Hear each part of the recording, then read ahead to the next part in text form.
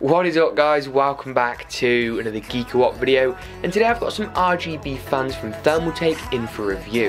At $150 for 5, are they a good upgrade for your gaming PC? Let's jump in and find out.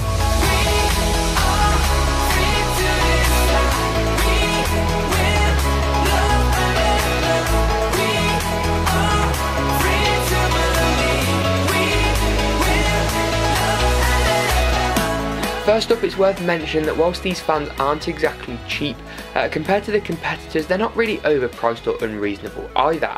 Cooler Master's 140mm options come in around $25 at the time of recording this video. Corsairs come at an expensive $32 each, and NZXTs take it a step further at $35 a fan.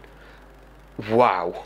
These RGB fans from Thermaltake feel quite heavy and built very well, with rubber dampened corners to limit vibrations and keep noise to a minimum. The RGB ring design is similar to that of NZXT's fans, with an outer RGB LED ring. This 5-pack also includes the hub, which is sadly necessary to use these Thermaltake fans. Rather than using, for example, like Cooler Master do, a 4-pin fan header and then a 4-pin RGB header, they instead use a proprietary Thermaltake connector. So rather than having two cables, it splits down nicely into one. This arguably allows some more unique and digital RGB effects as well, which is an upside on that front. The included hub is a bit plastic fantastic, although that doesn't really bother me too much. It's not like it's being used or under any significant strain, but having this as magnetic to stick to a case side panel or motherboard tray would be a nice addition. There's plenty of areas for you to plug into for your fans, which is nice to see, and it connects to your motherboard via a simple USB 2 header, which I don't mind. It's also nice that you can plug in up to 2 hubs with a single included cable, which is good to see. One thing that does grind my gears slightly is the fact that this is powered, the hub, a 2017 product, is powered by a floppy disk power connector. What? Thankfully, Thermaltake do include an adapter from Molex to the floppy disk standard, although wouldn't it have been easier just to shove a SATA cable connector on the end here? Molex in itself is a janky connector that's going out of fashion and is just a pain in the arse to both use and plug in. It's a bit fiddly and it's just a massive pain. This seems a bit of an ill thought out decision to me, and that's definitely a markdown on these fans' Thermaltake. What's also sadly not too great is that these fans don't support MSI's Mystic Light or Asus's AuraSync technologies, meaning you need to use Thermaltake's proprietary software. Now, I wouldn't really mind this too much if Thermaltake software was really easy to use, well designed and thought out, but sadly it isn't great.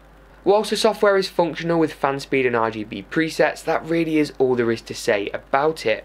It doesn't feel very laid out, it doesn't scale well to different resolutions, and is virtually incompatible for use with a keyboard, which is a real shame. I appreciate Thermaltake won't have the kind of money to throw at software development, such as the likes of Asus or MSI or GeekaWhat for example, but that doesn't excuse software that's just poorly laid out in the first place.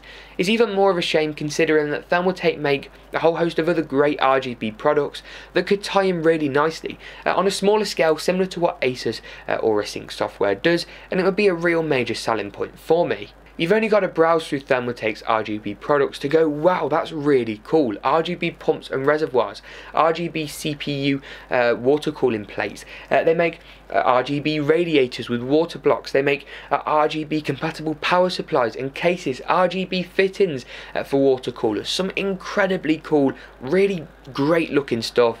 But just the software side of things really does need improving in my opinion. What these fans lack in software, they thankfully don't lack in build quality and design. The 9 fan blades with hydraulic bearings keep these nice and quiet, even at higher RPMs, which is great to see.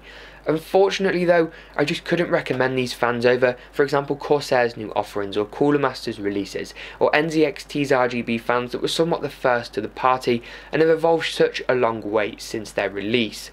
When you've got competitors that come in at the same price or cheaper with software suites that tie in better with the hardware, they are sadly better options. I don't mind software if it is proprietary.